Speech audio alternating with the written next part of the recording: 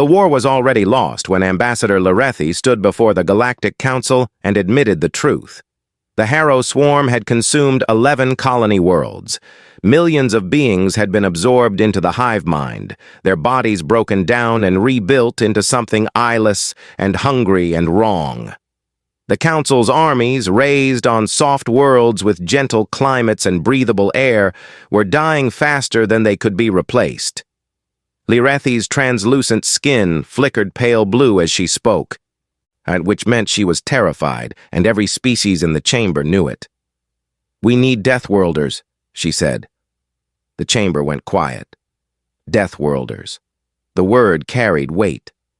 Across the galaxy, most civilized species evolved on planets that were, by universal standards, comfortable. Mild gravity, stable weather, predictable ecosystems. But some planets were not like that. Some planets were violent, crushing, boiling, freezing nightmares where everything alive had to fight just to exist, to needed them. The request went out across needed them.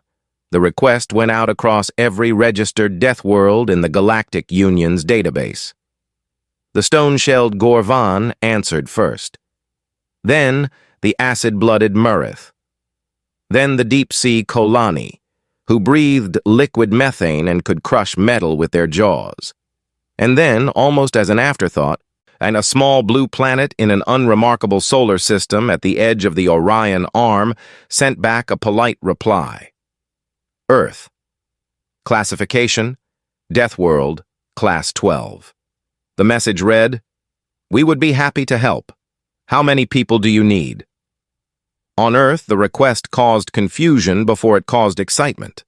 The Galactic Council had asked for elite soldiers, but the translation wasn't clean. And the word they used was closer to capable survivors than trained warriors, and no one in the UN committee could agree on what exactly that meant.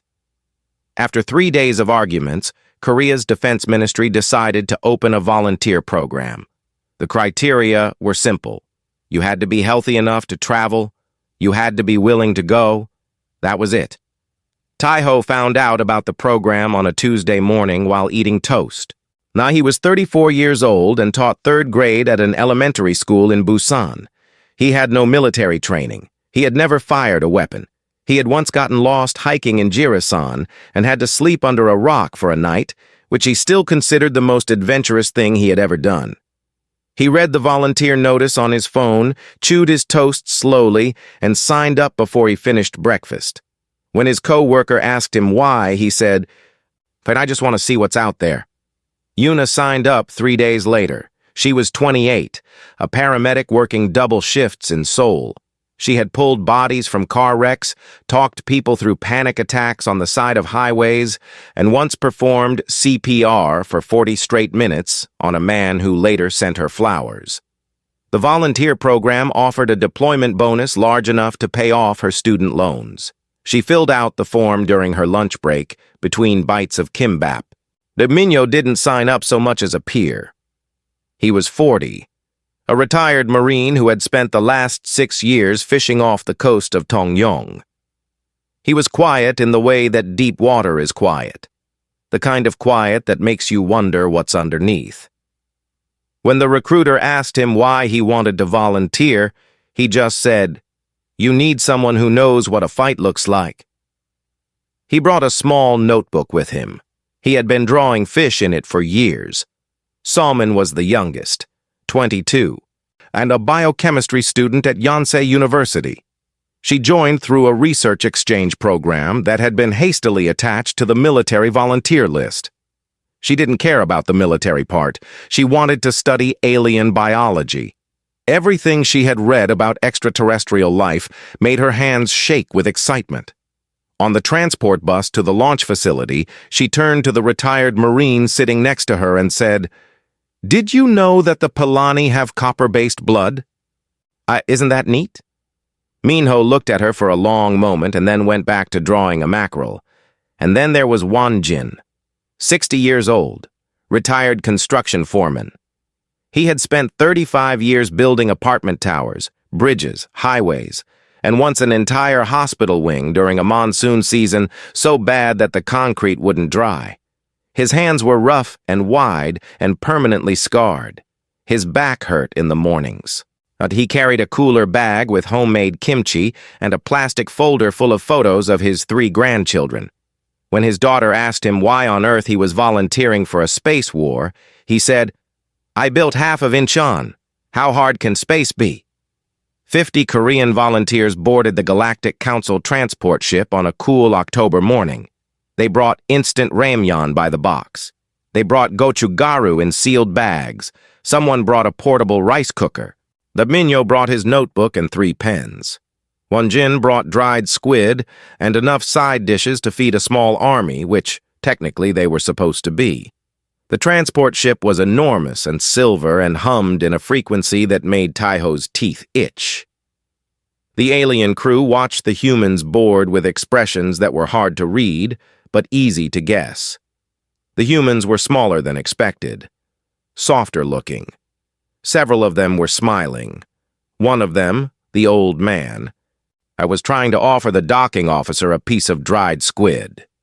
2 days later, the transport docked at Arhen Spire, the Galactic Council's diplomatic ring station.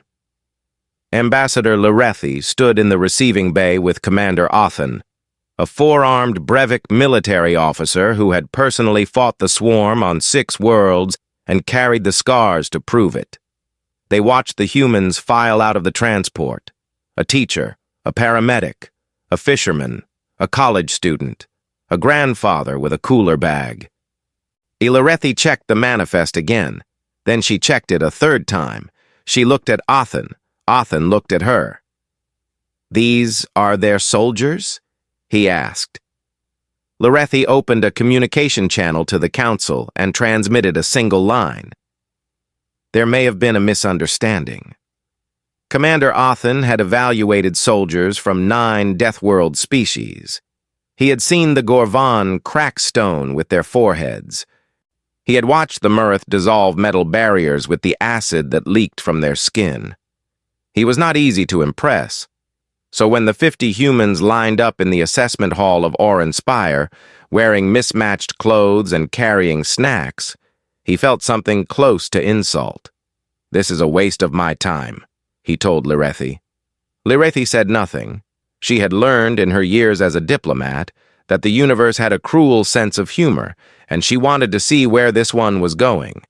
And the Galactic Council's combat fitness evaluation was a standardized battery of tests designed to identify which Deathworld species could survive active deployment against the Harrow Swarm.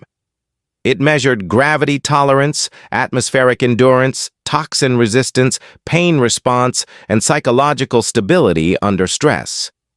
The tests had been designed to be hard. Species that passed them earned the right to fight in the worst conditions the galaxy had to offer. And it was not a privilege most beings wanted. The first test was gravity tolerance. The assessment chamber could increase gravitational pull in controlled increments. Standard galactic gravity was set at 1.0. Most Deathworld species began to show strain at 1.3 and struggled at 1.4. The Gorvan, the toughest species on record, could operate comfortably up to 1.6. The humans walked into the chamber at 1.4 galactic standard. Yuna stretched her arms above her head, rolled her neck, and asked the technician if the machine was turned on. Specialist Fenny, a small insect-like medical officer operating the controls, checked the equipment 3 times. It was functioning perfectly. Fenny pulled up Earth's planetary data. Earth's surface gravity was 1.73 galactic standard. The humans had been living in reduced gravity since they boarded the transport ship. They hadn't mentioned it. They hadn't even noticed. And some of them had actually been jumping slightly too high in the corridors and bumping their heads on door frames, and now Fenny understood why. Othen watched the readout in silence. Then he asked Fenny to increase the gravity to 1.7. The humans straightened up slightly, as if they had been given back something that was taken from them. Wonjin cracked his knuckles and said, "Ah, that feels more normal." The second test was atmospheric endurance. The volunteers were placed in a sealed chamber where the oxygen was gradually reduced and the carbon dioxide was increased, simulating the air quality on swarm-infested worlds. 3 Gorvan soldiers who had taken the same test earlier that week lasted 11 minutes before requesting extraction. A Murith team lasted 14. Taiho sat on the chamber floor and read a book he had brought from Earth. It was a novel about a detective in Busan. He turned pages at a steady pace. Next to him, Hansumin was writing notes about the atmospheric composition on her tablet, occasionally looking up with an expression of mild academic interest. Minho was asleep. He had folded his jacket into a pillow and was sleeping with his arms crossed, breathing slow and even in air that would have killed a Palani in under a minute. After 30 minutes, the technicians ended the test. Not because the humans were struggling, but because the equipment was not designed to run that long. Ifeni administered the toxin resistance test personally. She was a trained xenobiologist with 40 years of experience, and she had never been afraid of a patient before. She injected small doses of common battlefield toxins, compounds found in swarm fluid, contaminated soil, and the chemical residue of energy weapons, into each volunteer's arm and monitored the immune response. What she saw made her put down her instruments and sit quietly for several minutes. Human white blood cells did not simply resist the toxins. They identified them, surrounded them, and destroyed them with a speed and aggression that Feni had only ever seen in predatory microorganisms. The human immune system did not defend. It hunted. It was, by galactic medical standards, a biological weapon living inside every single human body, and the humans treated it as completely normal. Soman, watching over Feni's shoulder, said, "Oh, and that's just how immune systems work." Feni looked at her. "On your world, perhaps," she said. The pain threshold test was next. Othan oversaw this one personally. Rather than inflicting pain on the volunteers, which several of them seemed almost offended by, the evaluators showed compiled footage of humans on Earth. Humans running on broken legs, humans continuing to work with burns covering their arms, a human completing a boxing match with a fractured jaw, a human calmly pulling a dislocated shoulder back into place against a doorframe and then continuing to cook dinner. Yuna explained the concept of adrenaline, which was the human body's chemical response to danger. She described it in simple terms. Heart rate increases, pain signals are suppressed, muscles receive more blood, reaction time improves. The body essentially overclocks itself, burning through its own reserves to keep the human alive and fighting. "For how long?" Othan asked. Depends," Yuna said. "Minutes usually. Sometimes longer. There are cases of mothers lifting vehicles off their children." Othan did not ask a follow-up question. He did not speak for the rest of the afternoon. The final test was psychological stress resistance. The volunteers were placed in dark, enclosed spaces filled with loud, disorienting noise and random bursts of light, designed to simulate the chaos of an active swarm assault. Most alien soldiers showed dangerous levels of psychological distress within 5 minutes. 2 Gorvan soldiers had broken the walls trying to escape during their evaluation. Soman hummed a song. Taiho did breathing exercises he used to teach his students during thunderstorms. Wonjin sat in the corner and appeared to be napping. When the test ended and Feni asked Soman how she had remained calm, the girl tilted her head and said, "It reminded me of exam week." That evening, Nalarethi found Taiho in the observation deck, looking out at the stars. She stood beside him for a while before speaking. "Were you selected for any combat ability at all?" she asked. "No," Taiho said. "I teach children." "Then why are you here?" He thought about it. "Because you asked for help." Larethi's skin shifted to a color she did not have a name for, something between admiration and fear. She asked him very quietly, "Home?" That night, Othan submitted his home. That night, Othan submitted his evaluation report to the Galactic Council. Every human volunteer had passed, every single one, not one failure, not one marginal score. They had placed in the top percentile across every category, alongside species that had evolved specifically for violence and survival. At the bottom of the report, Othen added a note. He flagged it with the highest priority marker available in the military system, a designation he had never used in his entire career. It read, "The humans did not send soldiers. These are their civilians. I am requesting an immediate reclassification of Earth. Our current system does not have a category for what that planet produces." He sent the report, closed his terminal, and sat alone in his quarters. He did not sleep. Then somewhere down the corridor, he could hear the humans laughing about something. One of them was heating up noodles. The smell drifted through the ventilation system of the most advanced military station in the galaxy, and Commander Othen, decorated veteran of 6 campaigns, sat in the dark and wondered what kind of god would build a world like Earth, and then fill it with people who smiled. Varath 4 smelled like burning metal and rotting fruit. The sky was the color of a bruise, the purple and brown, and the ground was black volcanic rock that cut through boot soles within a week. The air was thick with chemicals that made the eyes water and the lungs ache. Council forces had been holding a defensive perimeter around the colony's last standing outpost for 23 days. They were running out of food. They were running out of hope.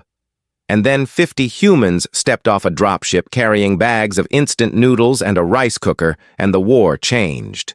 The Terran Auxiliary Unit, as the Council had officially named them, was assigned to the eastern section of the perimeter.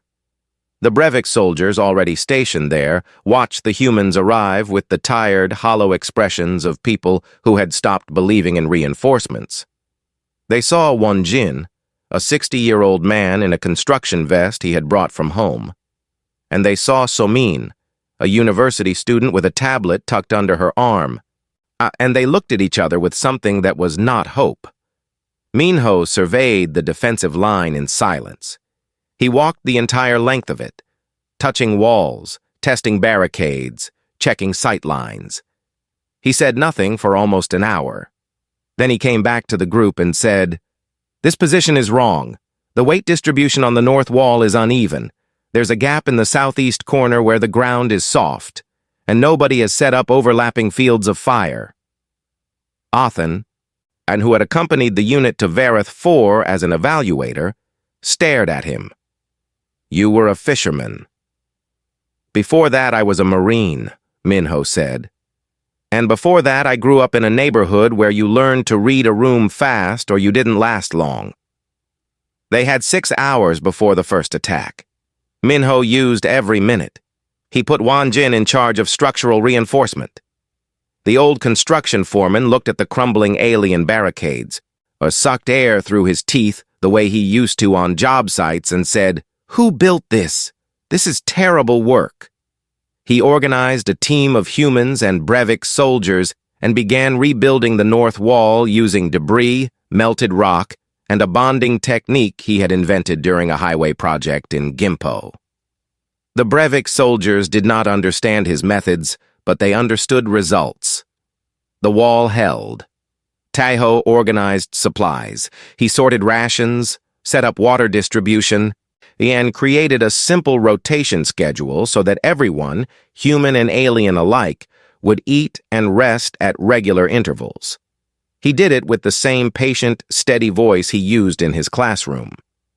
When a young Palani communications officer broke down crying from exhaustion, Taiho sat beside her and talked to her quietly until she stopped shaking. He didn't say anything special. He just said, "It's okay to be tired. You've been very brave. Let's get you something to eat." Yuna built a medical station from nothing. She had a standard paramedic kit from Earth, a handful of alien medical supplies she didn't fully understand, and years of experience working in chaos. She laid out bandages, sorted painkillers by species compatibility using notes Fenny had sent her, and designated a triage area behind the thickest section of wall.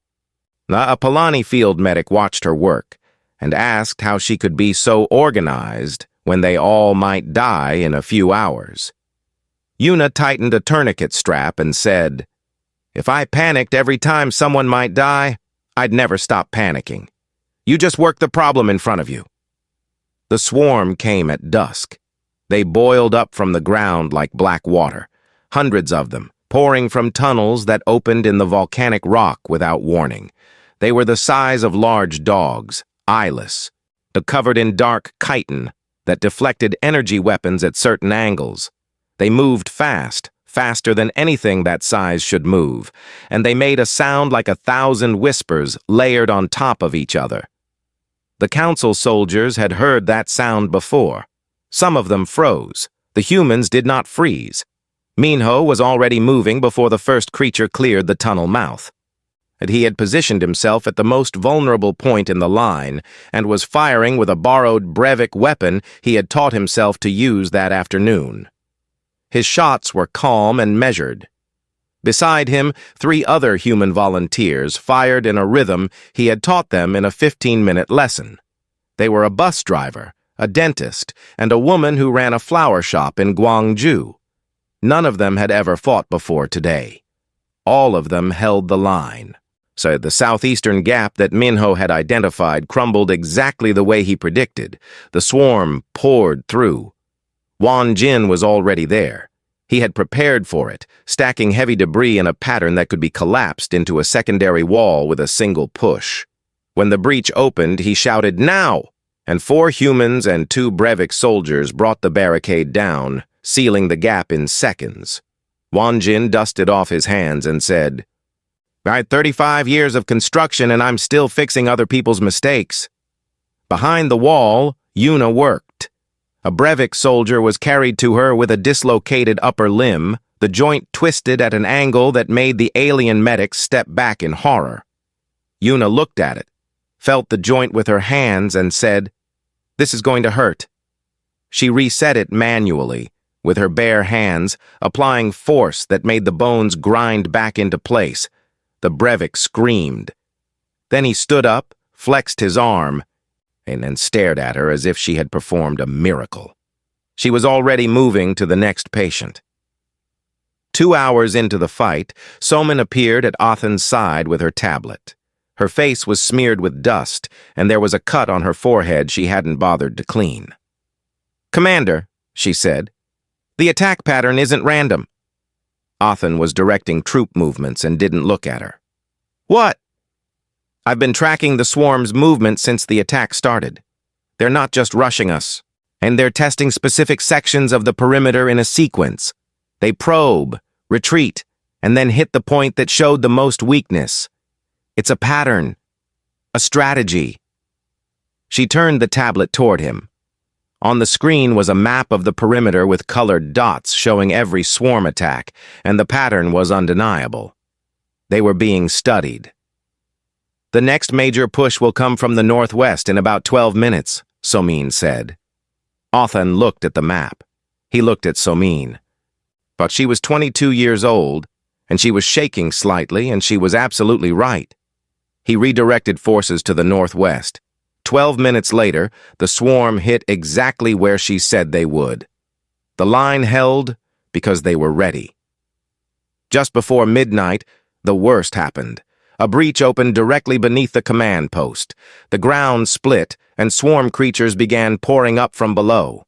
Council doctrine was clear: fall back and call for orbital support.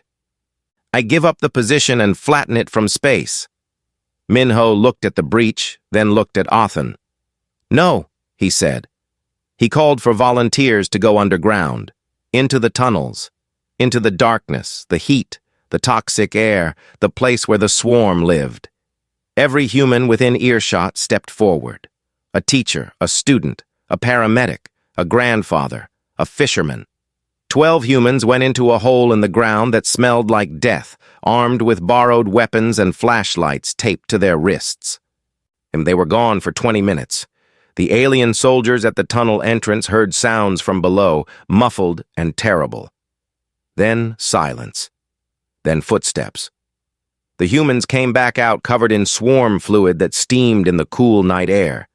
The tunnel behind them was collapsed, sealed with rubble and alien bodies. Wanjin had a small cut on his forearm. He looked at it, shrugged, and asked if anyone had a bandage and something to drink. Later, and after the swarm had retreated and the perimeter was quiet, the surviving defenders gathered around small heating units scattered across the camp. The alien soldiers sat in clusters, not speaking. They were not shaken by the swarm attack. They had survived those before. They were shaken by the humans. Taiho found Larethi's communication channel and spoke to her from the camp. She was aboard the orbital command ship, watching through sensors. She asked him if he had been afraid. Of course, he said. Everyone was afraid. Then how did you keep going? Taiho thought about it for a long time. Behind him, Wanjin was heating ramyun over a portable burner. Somin was cleaning her glasses. Yuna was still treating patients, moving between alien species with the same tired, steady hands she used on Friday nights in Seoul. Because the people next to us needed us to, he said. That night, for the first time, Commander Othen left his officer's circle and sat with the humans. Somin handed him a cup of instant coffee. He tasted it, and his face twisted in a way that might have been discussed on any species. But he drank all of it. He sat there for a long time, holding the empty cup, watching these strange, soft, impossible people eat noodles in a war zone as if it were the most natural thing in the world. On my world, Othen said quietly, we have a saying. Our strength is born from a hard place. He paused. I thought I understood what that meant. Taiho offered him a bowl of ramyun. Othen took it. The broth was too hot and too salty, and it burned his mouth, and he ate every drop. The night was quiet. The stars above Vareth 4 were unfamiliar and cold, but the circle of light around the humans was warm, and for the first time in 23 days, the soldiers on that broken planet felt something that tasted like survival. The word spread fast, not through official channels or military reports, but through the quiet, unstoppable way that stories travel when people need something to believe in. A Brevik soldier on Varath 4 told his rotation replacement about the humans. That soldier told his unit commander. The unit commander told a friend on another planet. Within 2 weeks, every front line in the Harrow Swarm War had heard some version of the same impossible story. Earth sent civilians, and the civilians won. More humans came. Not just from Korea, from everywhere. A retired firefighter from Indonesia carried 2 wounded Gorvan soldiers out of a collapsing structure, one over each shoulder. Each Gorvan weighed nearly 200 kilograms. The firefighter set them down gently, checked their breathing, and asked for a glass of water. A team of engineers from Brazil built a fully functional defensive outpost from salvaged alien scrap metal in 6 hours. The Council's construction estimate for the same job was 3 weeks. A 70-year-old grandmother from Japan, assigned as a logistics coordinator, calmly talked down a panicking Palani squad during a surprise swarm ambush. She used the exact same tone she used when her grandchildren misbehaved at dinner. It worked. The Pelani stopped screaming, formed a line, and held their position until reinforcements arrived. Humans, it turned out, were not special because they were strong. And many Deathworld species were stronger. They were not special because they were tough, though they were tougher than anything the Council had expected. They were special because they adapted. They looked at every impossible situation as a problem to be solved, every broken tool as a thing to be fixed, every lost cause as a challenge that simply hadn't been tried hard enough yet. They were relentless in a way that had nothing to do with aggression and everything to do with stubbornness. Back on Orenspire, Somin was not on the front lines anymore. She had been pulled into the Council's Xenobiology division at Specialist Fenny's personal request. For 3 weeks, the two of them had been studying swarm tissue samples, neural scans, and behavioral data collected from every battlefield in the war. Somin slept 4 hours a night, ate whatever Wanjin sent her from the field, usually kimchi and rice wrapped in foil, and filled 17 notebooks with observations. On a quiet morning in the lab, she found it. "Fenny," she said, "look at this." She pulled up a neural map of the swarm's collective activity across 3 star systems. The accepted theory was that the swarm operated as a single hive mind, one intelligence controlling billions of bodies, like a brain controlling fingers. But Soman's data showed something different. The swarm wasn't one mind. It was a network. A web of distributed intelligence with concentrated nodes. Clusters of neural activity buried deep underground on infested worlds. These nodes didn't control the swarm directly. They coordinated it. They turned mindless aggression into strategy, chaos into pattern. "If we destroy the nodes," Soman said, "the network falls apart. The swarm doesn't die, but it loses coordination. It becomes animals instead of an army." Fenny stared at the data for a long time. Then she stared at Soman. "You found this in 3 weeks," Fenny said. Our researchers have been studying the swarm for 11 years. Soman shrugged. "I had good data, and I don't sleep much during finals." The discovery changed everything. Suddenly there was a strategy, a path to victory, that didn't involve slowly losing ground until there was no ground left. But it also created a problem. The neural nodes were deep underground, buried in tunnels filled with toxic air, extreme heat, and dense swarm presence. No council species could survive long enough to reach them. Even the Gorvan, the hardiest species in the coalition, could last maybe 30 minutes in those conditions. The mission would require someone who could endure the unendurable, fight in total darkness, and keep functioning when every part of the environment was trying to kill them. Everyone in the room looked at Soman. Soman looked at her hands and said quietly, "I know." But before the mission could be planned, there was another battle to fight, and this one had no enemy you could shoot at. The Galactic Council's political chamber was a vast circular room where representatives of 300 species debated the future of civilization. It was, in theory, a place of reason and cooperation. In practice, it was a place where fear wore expensive clothes and spoke in polite sentences. A Palani senator named Dothuri stood before the chamber and delivered a speech that had been building pressure for weeks. "The humans are effective," he said. "No one disputes this. But effectiveness without restraint is not a virtue. It is a threat." He presented data, not military data, but psychological profiles, biological assessments, historical records pulled from Earth's own transmissions. Wars, genocides, the industrialization of violence, and nuclear weapons built and used within a single generation of discovering the atom. These beings evolved on a world that tried to kill them every day, Dothuri said, and they responded by becoming the most dangerous thing on it. They did not merely survive their planet, they conquered it. They bent it to their will. And now we are arming them and showing them the rest of the galaxy. He paused. If they can do what they have done as civilians, what will they do when they decide they want something we have? The chamber was silent. Not because the argument was unfair, but because it wasn't. The fear was real, and it lived in the space between what humanity was and what humanity could become.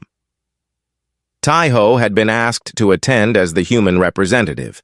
He sat in a small chair designed for a species half his weight and listened to the entire speech without expression.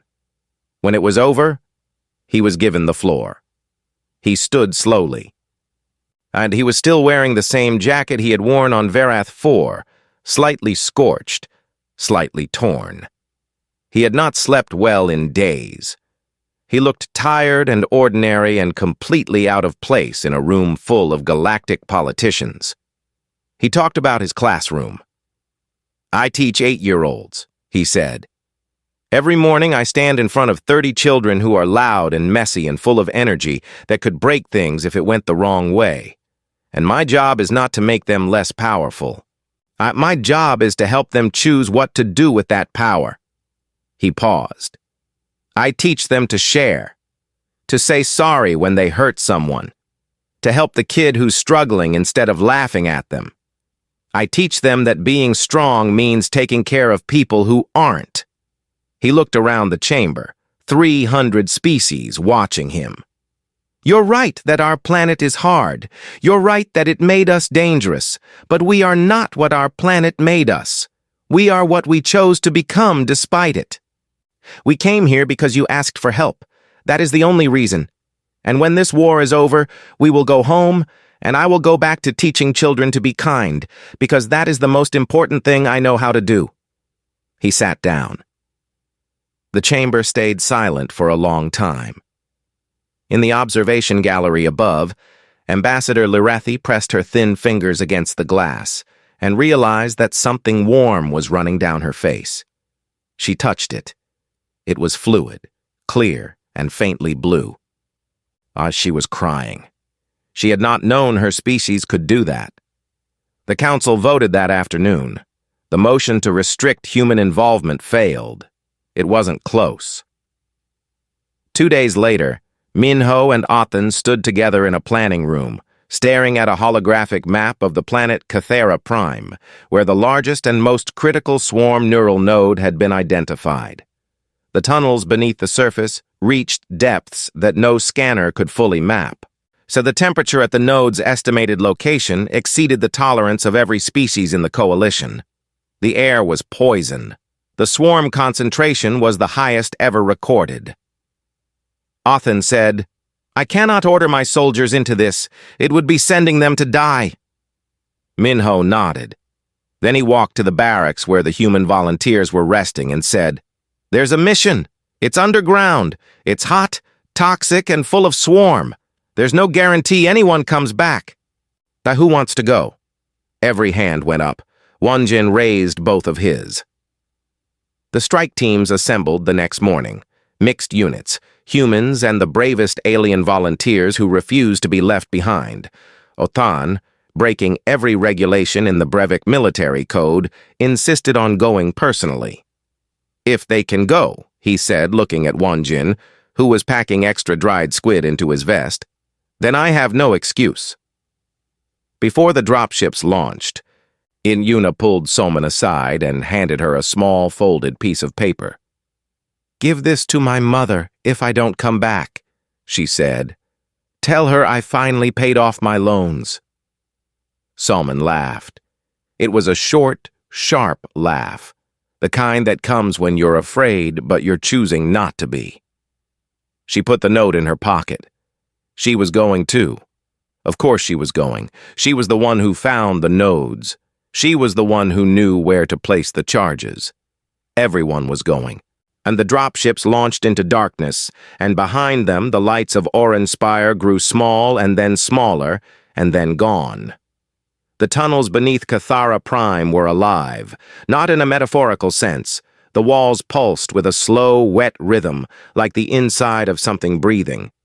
The rock had been eaten away over years and replaced with swarm tissue, dark, fibrous, warm to the touch. The air was so thick with chemical heat that it hit the back of the throat like swallowing smoke. And lighting was useless beyond 10 meters. The darkness ahead was absolute, and it was full of sound. Minho led the first column. 38 fighters in total. 22 humans, 9 Brevik, 4 Gorvan, and 3 Palani volunteers who had refused to stay behind despite knowing the environment would kill them faster than anything else. Othen walked beside Minho at the front. Neither of them spoke. They didn't need to. And they had planned this mission over 72 hours of sleepless preparation, and now there was nothing left to say except what the tunnels would say for them. Within the first 30 minutes, the heat rose past the tolerance limit of the Palani volunteers. Their thin, translucent skin began to blister. Yuna was there before they could collapse. She treated the burns, gave them fluid, and looked at Minho with an expression he understood without words. These three could not go further. "Take them back to the surface," Minho told a Brevik corporal. The Palani protested. One of them, a young communications specialist, tried to stand. Yuna put a hand on her shoulder and said gently, You did enough. Let us take it from here." The Polani's eyes filled with something that looked like shame. Yuna shook her head. "No," she said. "You volunteered for something that could kill you. That's not weakness. That's the bravest thing I've seen this whole war." They went deeper, and the first swarm attack came at the 40-minute mark. The creatures erupted from side tunnels with no warning, black and fast and screaming that layered whisper sound that made the brain want to shut down. The Gorvan soldiers met the charge head-on, their stone-shell bodies cracking against chitin in the narrow corridors.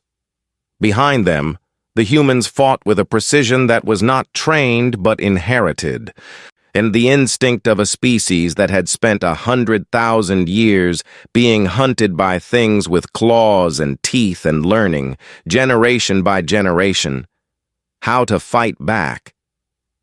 Wanjin fought with a metal bar he had pulled from the tunnel wall. He swung it like a man who had spent decades swinging hammers, which he had. Every strike was measured and heavy and final. He did not waste movement. Between strikes, he hummed. It was an old song, something slow and warm that didn't belong in this place. And somehow that made it exactly right. Taiho stayed in the middle of the column where the most people could hear him. He didn't fight unless something came close. His job was different. He kept people together. When the darkness pressed in and the sounds got worse and the air got hotter, he talked. He said things like, "We're okay. Stay close. One step at a time." He said them in the same voice he used during typhoon drills at his school. When 30 children were scared and looking at him for proof that the world wasn't ending.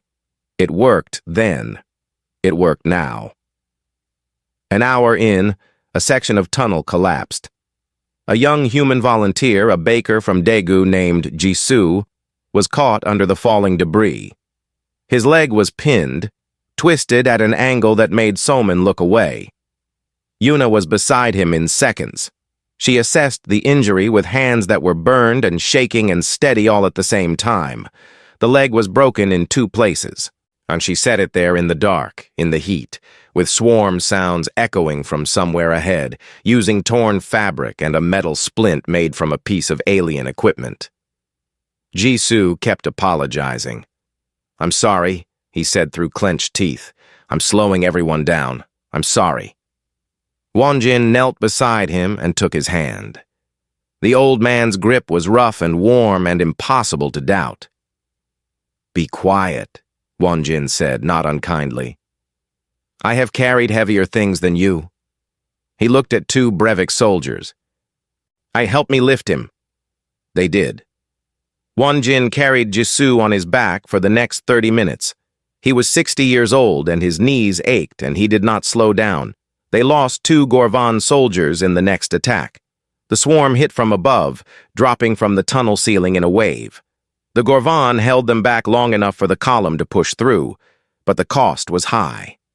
Othen stood over their bodies for a moment, his 4 hands clenched. Minho stood beside him. "We keep going," Minho said. It was not cold. It was necessary. Othen nodded, and they kept going. The neural node chamber opened before them like a wound in the earth. It was vast. The ceiling disappeared into darkness above.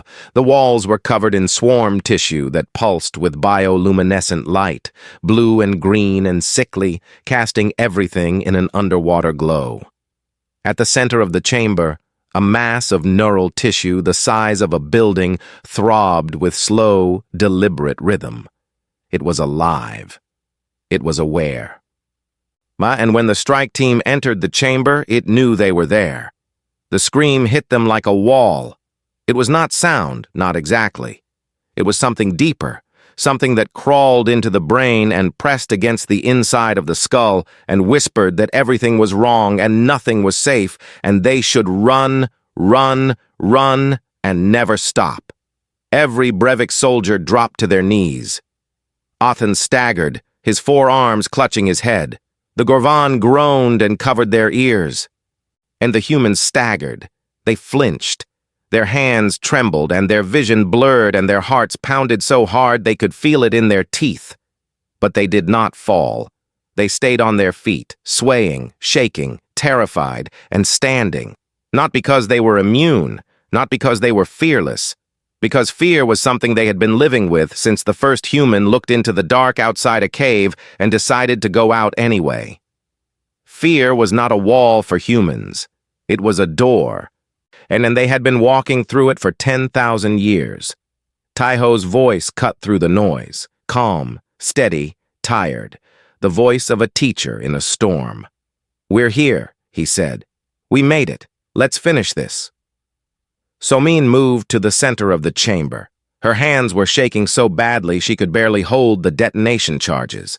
She was 22. She was a student.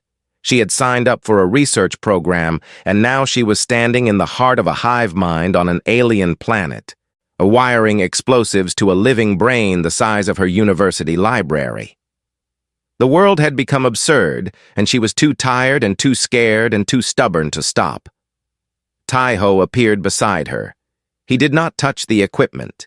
He just stood there, close enough that she could feel him, and said, very quietly, "You studied for this. You're ready." She laughed. It was wet and broken and real.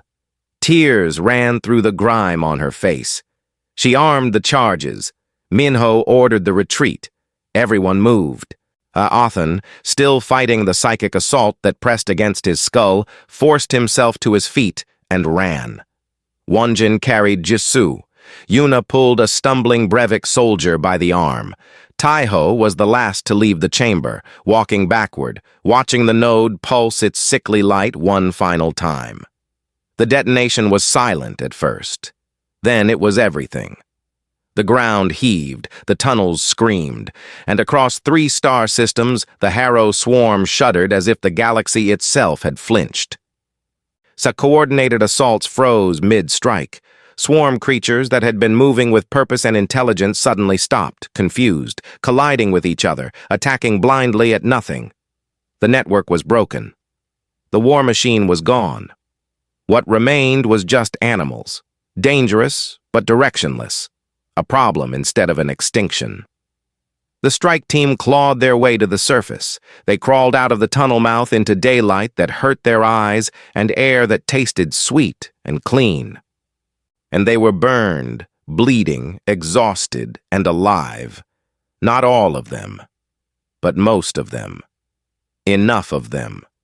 The council forces waiting on the surface did not salute. They did not cheer. They did something more honest. They ran forward and helped the survivors to their feet and held them and said nothing because there was nothing to say that the silence didn't say better. 3 weeks later, the Galactic Council held a ceremony on Orhen Spire. The war was not over. My swarm remnants still crawled through tunnels on a dozen worlds. But the tide had turned, and everyone knew it. And for the first time in 2 years, the galaxy allowed itself to breathe. The Terran Auxiliary was awarded the Accord of Shared Light, the highest honor in Galactic Council history. It had never been given to a species with less than 1,000 years of galactic membership. Humanity had been part of the galactic community for 4 years. The chamber was full. Every species was represented. The silence when Taiho stood to speak was the loudest quiet he had ever heard. He didn't talk about victory. He talked about Jisoo, the baker from Daegu, who was recovering on a medical station and had already asked when he could start baking bread again because the alien food was terrible. He talked about Wonjin, who had gone home to Incheon to see his grandchildren and had brought them alien candy that turned their tongues blue for a week. He talked about Yuna, who used her deployment bonus to open a free clinic in a neighborhood that needed one.